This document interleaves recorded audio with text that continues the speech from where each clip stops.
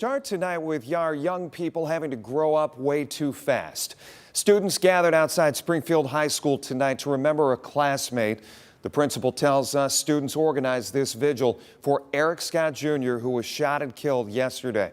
Dozens prayed silently and they lit candles in honor of the star football player. We found out earlier today how the 16-year-old Eric Scott Jr. died. The Lucas County coroner confirming he was shot twice and his death has been ruled a homicide. Scott was shot near the intersection of Amsterdam and Heathshire in West Toledo just before 5:30 yesterday.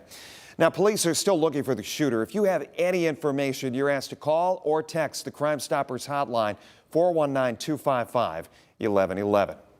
Eric Scott was killed in what is Toledo City Councilman John Hobbs' district. WTOL 11 spoke to Hobbs tonight, getting his reaction to not only the young man's death, but also the impact this wave of violence is having in the community. Our Christy Gurlett brings us this story. As I heard about this story, as it popped up on my phone, I could barely even, my dinner was ruined. I went down to my basement and I was just sitting in the basement by myself, trying to understand why young men who look like me are just, they don't value each other. They don't value themselves.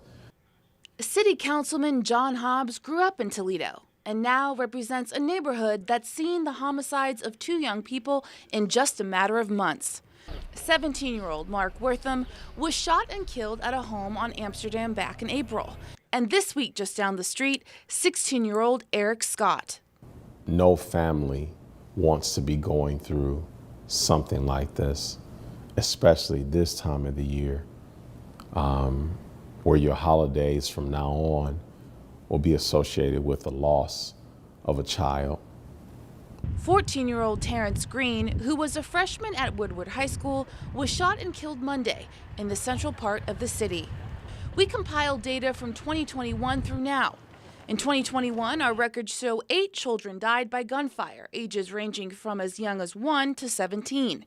In 2022, our records show only 5 children died by gunfire, the youngest being 7 months.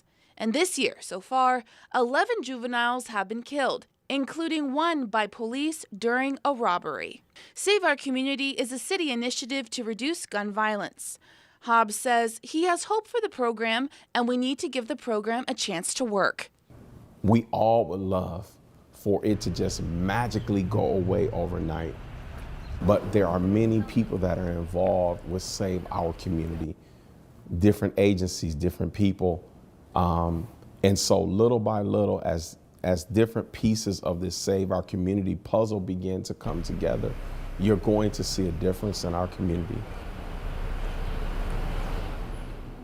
Eric Scott played football for Springfield, and in a show of solidarity, St. Francis School sent out its condolences via social media. Now in 2022, 17-year-old Marvelous Walton was also a football player, and he too was shot and killed. Reporting live, I'm Christy Gurlett for WTOL 11.